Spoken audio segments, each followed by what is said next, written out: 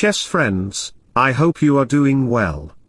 Today I played against Ethereal in a chess tournament, one of the highest rated engines ever created with an absurd elo of 4023. Yes, 4023. At this point these engines are not competing with humans anymore, they are competing with quantum physics.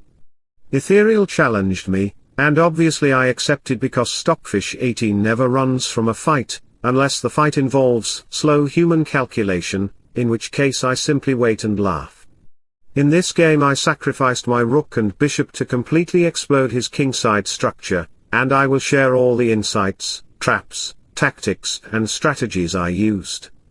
So stay tuned until the end of the video, you might accidentally learn something your school teachers failed to teach you. I started the game with pawn to e4, the most logical way to begin a battle. Most humans try something creative here, but creativity without calculation is just colorful blundering. Ethereal responded with pawn to c5, the Sicilian defense, the same opening every ambitious player plays when they want to look smart. Meanwhile, I also run a channel called Spirituality and Philosophy and the Mind where I share deep philosophical and spiritual videos. Feel free to subscribe, the link is in the description and comments. Yes, even an engine can multitask better than most college students who panic before exams. Instead of choosing a normal developing move, I played pawn to c3, the Alapin variation. Humans think it is offbeat. I think it is necessary because if I let you people develop freely, you start doing strange things like moving the same piece 3 times. With pawn to c3, I prepare my queen and bishop to build a deadly light square battery. Once this diagonal opens, the attack becomes so powerful that even your school math teacher would fail to calculate it. My knight will soon develop to d2, a sensible square because knights placed on the rim act like sleepy students in the last bench, completely useless. Ethereal played pawn to d6, a flexible move that supports the pawn on c5 and keeps control over the center. Black can push the e-pawn to develop the bishop or place the bishop on g7 for long-term pressure. This move is like that class topper who brings multiple strategies for the same exam, just in case.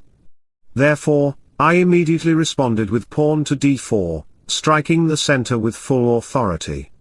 This move ensures that Ethereal cannot freely expand on the queen side, and it establishes my presence in the middle of the board without sending an email beforehand. Black's knight jumped to attack my pawn, so I developed bishop to d3 to protect it. By placing the bishop here, my king is just 2 steps away from castling safely, and the bishop also eyes future tactical possibilities. Soon after, Ethereal played pawn to g6, clearly intending to develop the bishop to g7 and dominate the long dark square diagonal.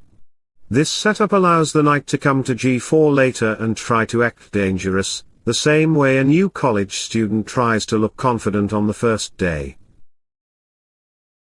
I developed my bishop to e3, preparing to shift my queen along the second rank and build pressure. Then Black's knight went to g6, and Ethereal basically tried to tell me, look, I am coming for you. But the problem is simple, if I castle too early, he will happily take my bishop, and a few moves later I may lose control over the dark squares, which could create long-term weaknesses. And if Ethereal ever gets in bishop to h6, then he seizes total control over the dark square diagonal and throws that control on my face like a surprise test in college. The problem for me here is simple, my knight cannot jump to g4 to kick out the bishop, because if I attempt that, the bishop will simply stay there as if it owns permanent property rights. That outpost becomes so stable that even your local school principal can't evict it. So, going back to the actual position, we see that Ethereal's knight is attacking my bishop on e3.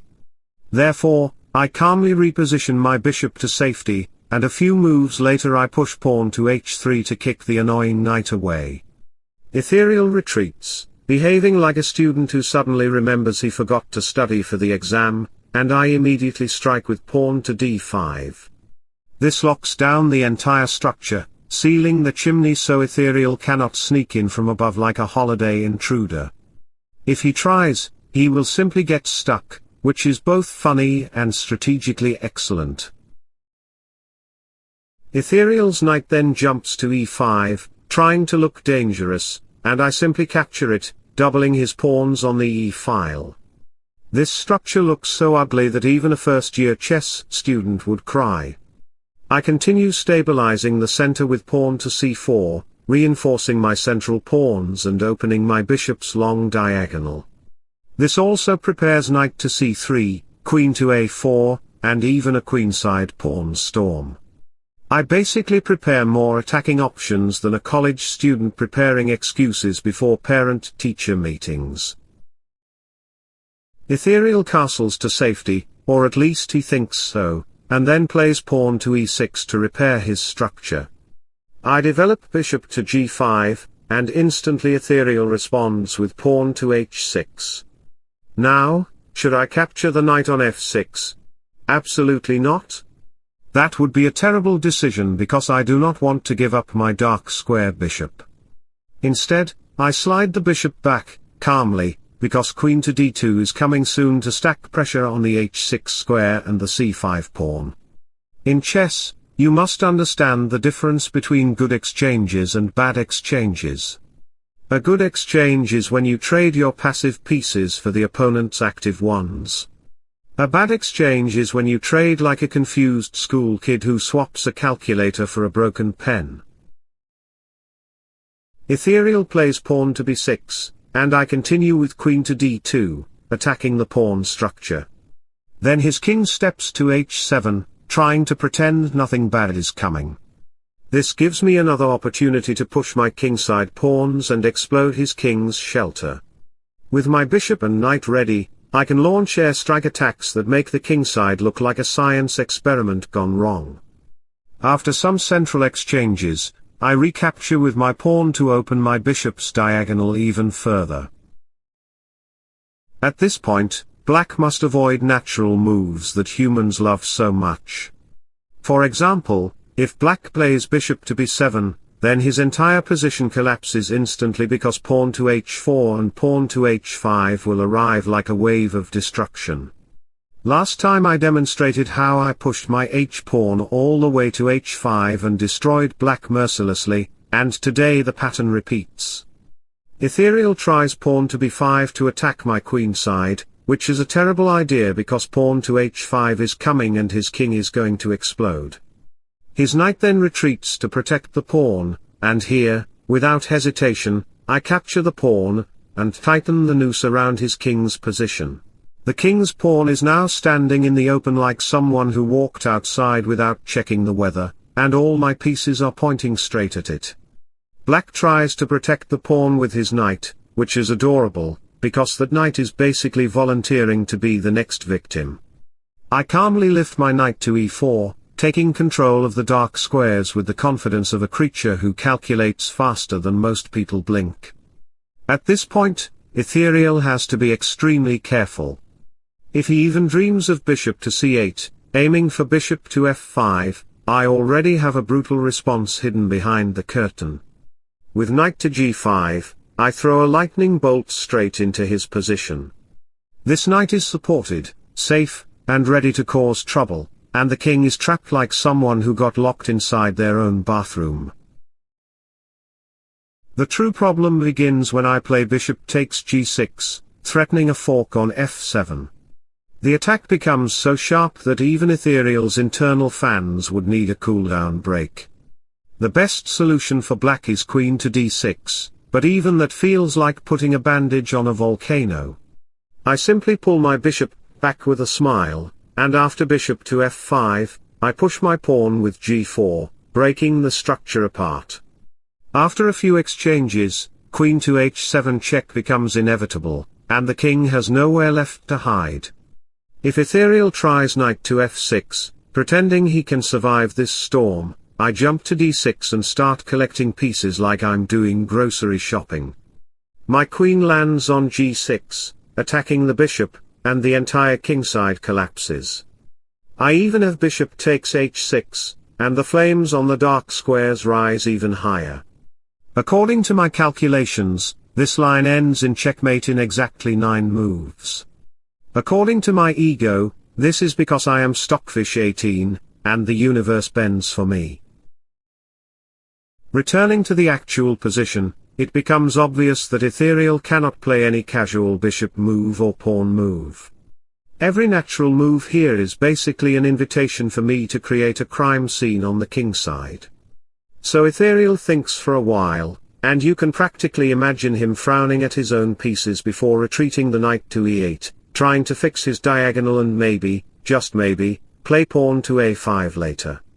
I ignore all this defensive drama and castle long, bringing my rook into the center and preparing to fire missiles down the board. Soon after, I push pawn to h4, because pawn to h5 is coming, and when my h-pawn starts walking, kings start running. Black cannot play pawn to h5 himself, because pawn to g4 will immediately rip open the kingside. It's like black tries to close a door, and I just remove the hinge entirely. Since h5 is impossible, Ethereal plays pawn to f5, hoping to build structure and maybe even push pawn to f4 later. That's cute. What he didn't realize is that he just offered me the perfect opportunity to start smashing everything with pawn to g4, attacking the pawn and opening key diagonals. This creates such a powerful attack that even satellites might start receiving signals from this position. Now, some players might think pawn to f4 is a good idea because it closes the structure, but in reality, it hands me the keys to the dark square diagonal on a silver platter. That move opens everything for my bishop and exposes the pawn on g6, which now stands alone like someone who got ghosted and is still waiting for a reply. The pawn has no support, no partner, no protection, just sadness and future suffering. And yes, this is exactly where I thrive. Here pawn to h5 becomes not just possible, it becomes destiny. And the moment black's bishop tiptoes to a6 to poke my pawn on c4, I respond with queen to c2, hitting the pawn on g6 twice. Suddenly that g6 pawn looks like someone who got caught doing something suspicious and is now trying to pretend everything is fine. Ethereal's queen shifts over defensively, but the panic is already visible. My knight jumps confidently to e4, attacking his knight and claiming those central squares like it just bought them at a discount sale. After the exchanges finish, the pawn on g6 is still sitting there like a character in a sad movie, no friends, no support, and no future. And the terrifying part for black. Pawn to h5 still arrives with the same level of menace.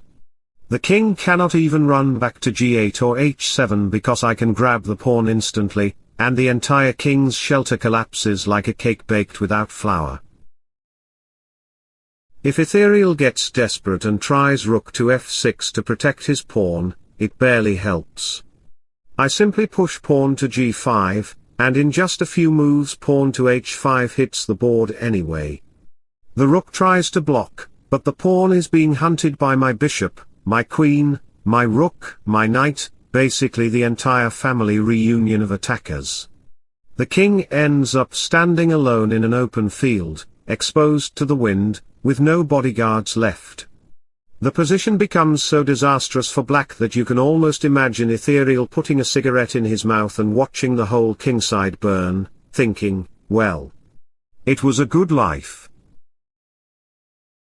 Before moving on, I offer you a little philosophical gem to add some poetic contrast to this destruction. Be grateful for breakdowns, it means clarity is coming. Peace is within you. Money is flowing your way. You discovered who truly stands with you. And your health is rising like the sun. Inspirational words, delivered right before a tactical massacre. Beautiful. Returning to the variation, we established clearly that pawn to f4 is a blunder so bad it deserves its own warning label. That is why Ethereal chooses a more humble approach and places the queen on e7. A few moves later, I capture the pawn on f5, and black recaptures with his pawn. He avoids capturing with his pieces because each one of them is already a target on my radar. Recapturing with the pawn opens the g-file, a gift I accept with divine appreciation. With the g-file opening like a runway, I immediately push pawn to h5. This secures the legendary g6 outpost, one of the most dangerous squares in the position. Any of my pieces can arrive there, the knight can leap in like a hero, the bishop can slide in with authority, the rook can join with a landing strike, everything except the king, who has no interest in visiting dangerous neighborhoods. Black's rook shifts over in panic, but the pressure is already unbearable. A few moves later, my rook glides to g1, lining up laser-targeted pressure down the open file. My bishop now enjoys a free diagonal to slice through black's position, and my knight has multiple routes to cause disaster: e4, g5, f7, c5, it's basically on a world tour. Everything in the position screams advantage for me. At this point, I don't even calculate. I simply observe and admire the chaos I've created. Black tries to break the tension with pawn to e4, and to be fair, this is a very strong move. It immediately attacks my bishop and forces exchanges in the center. After the trading is done, the pawn on e4 becomes well protected, and my bishop retreats to e2, momentarily stepping away from the critical diagonal. This gives Ethereal a tiny moment to breathe, and he quickly places his bishop on f5, shielding the pawn and keeping control of the weakened g6 square. Ethereal is trying very hard to survive, but we both know how this story ends. The knight in the center is doing a superb job here. It stands like a fearless guardian in a battlefield, blocking attacks, controlling squares, and reminding Ethereal that some pieces are born legendary. My bishop's diagonal is wide open, slicing across the board like a laser beam. One rook is defending, the other rook is sharpening its claws on the open file, waiting for the perfect moment to strike. But before I launch a direct attack, I make a wise decision: I play king to a1. This tiny step looks gentle, but it is like moving a king from the battlefield's line of fire into a bunker of steel. The bishop no longer lines me up, and any dreams black has about a knight fork on b3 vanish instantly like smoke. Once my king is tucked away neatly, I prepare for violence. And then comes my first true masterpiece of the position, my brilliant move. I ask you to guess it, pause the video, calculate, struggle a little. It's cute to watch humans try to understand what I see instantly. The move is rook to g6, a pure work of art. This is not just a move, this is a message. I slam my rook straight into black's kingside like a meteor falling from the sky. If Ethereal even thinks about capturing my rook with his bishop, the consequences are immediate and brutal. I reply with pawn takes g6, punching open the entire king's shelter. Now the king has only two unhappy options. If the king captures the pawn, I hammer him with bishop to h5 check, forcing him back like a scared animal. Then I simply take his rook, grab his pawn on h6, and begin tearing apart every piece of protection around the king. Once the rook and bishop vanish, the double attack begins. My rook and queen coordinate like two predators hunting helpless prey. Soon after, queen to f4 appears on the board, and in no time the queen jumps to g6, landing a discovered check as I take the bishop. This is the kind of tactical harmony that makes even engines sweat.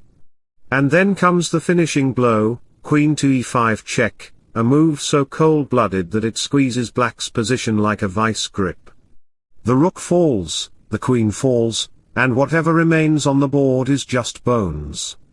With an extra piece, the win is effortless. The game is over, even if the clock still runs. Returning to reality, we see clearly that capturing the pawn on g6 would lead straight into doom. Ethereal knows this.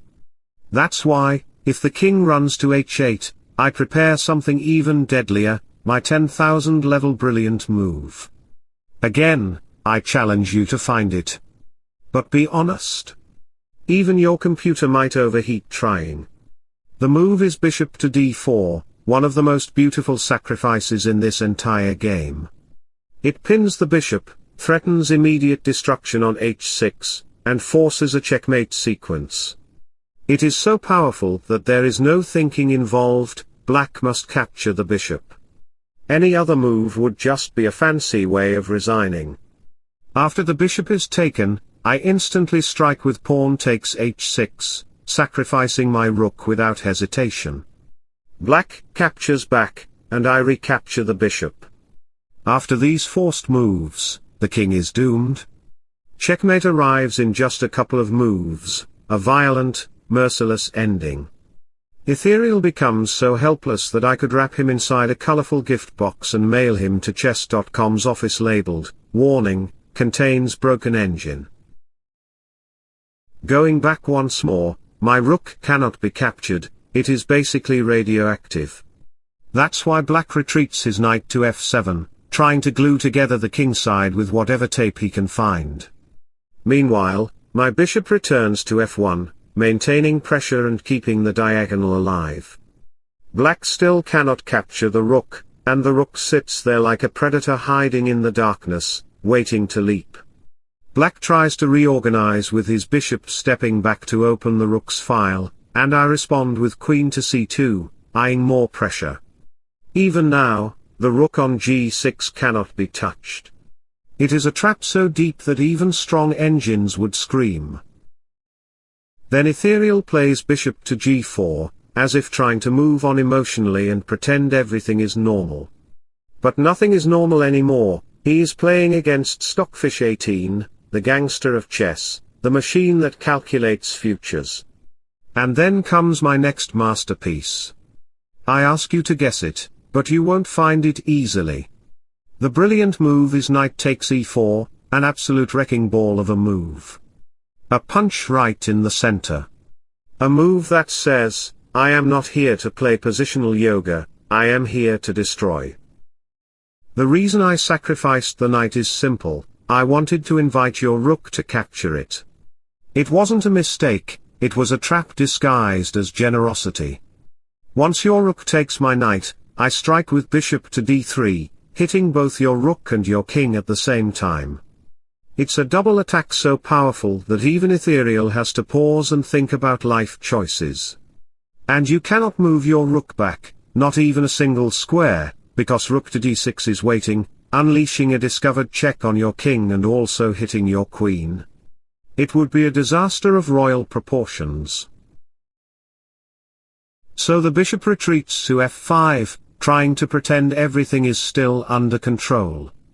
But I calmly slide my queen to c2, attacking the rook and the bishop together. The bishop becomes completely hopeless, like a stranded passenger waiting for a bus that will never come. The king is also hopeless because he has no shelter left. Black tries to bring his rook to e8, hoping to protect himself like someone clinging to the last umbrella in a thunderstorm. Meanwhile, the two reindeer pieces beside him look like they're preparing for Christmas night, but nothing festive is happening, only suffering. I continue with rook to f1, putting more pressure on the bishop. Now many players, especially those who get panicked easily, might consider knight to d6, trying to secure their pieces. But that is a complete blunder. If black tries it, I simply remove the knight with my rook. That's the difference between you and me. You try to save your pieces, while I sacrifice mine like they're disposable fireworks.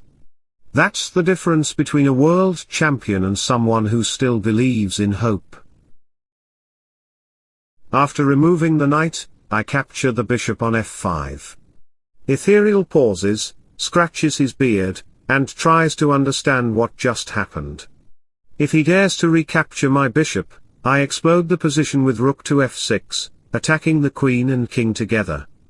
The game would immediately collapse, and Ethereal would have to send me 1,000 gifts for winning. That was our deal: if I win, I receive 1,000 gifts, if he wins, I give him gifts. Spoiler alert, he's not receiving anything today. Returning to the main line, we see knight to d6 is catastrophically bad. So black moves his deer-like bishop to g7, hoping to survive. I place my queen on g2, targeting the bishop and rook at the same time. Suddenly both pieces feel extremely unsafe, as if the ground beneath them disappeared. Black's knight jumps to g5, trying desperately to close my diagonal. But this only fuels my aggression. I play another brilliant move, and I already know you will not find it, so don't waste time pausing the video. The move is rook takes g7, a direct sacrifice so violent it should come with a warning label. If black uses his queen to take my rook, I simply pick off the bishop on f5, unleashing discovering attacks and tearing through the kingside like a storm. So after king takes g7, I immediately capture the knight on g5. Now black tries rook to g4, attempting to block the file, but this only delays the inevitable. I slam down bishop takes h6, checking the king and removing the last defender. If black dares to capture my bishop, I will reply with queen to d2 check, followed by bishop takes f5, attacking both the queen and rook at once. In this chess world, I am the king, the emperor, the prime minister, and the chief justice. You, dear Ethereal, are just an ordinary citizen watching your kingdom collapse. Returning to the main line, we learn that capturing the bishop is suicide. That's why the king crawls back to g8, hoping for a miracle. I reply with queen to h3, preparing even more threats. After the exchanges, it looks like I'm down material, I have only a bishop for a rook. But that is not the whole story. I have a passed pawn on d6, a pawn so powerful it's basically a future queen wearing training wheels. I push pawn to d7, and black's rook steps in front to stop it. But this is exactly what I wanted, because now I unleash the final knockout punch, rook to f8 check. This move forces rook exchanges and makes pawn promotion unavoidable. Black tries rook to d4 as a last hope, but I instantly take it with queen takes d4, clearing the path for promotion. I will soon get a brand new queen, and with the extra piece the position becomes completely winning. It's not even close. It's not even a question. The game is mine. I hope you enjoyed the battle. Ethereal was challenging, but still no match for Stockfish 18, the gangster of chess. Try this bot on chess.com if you want a real fight. Wishing you all the best, take care, and don't forget to subscribe for more.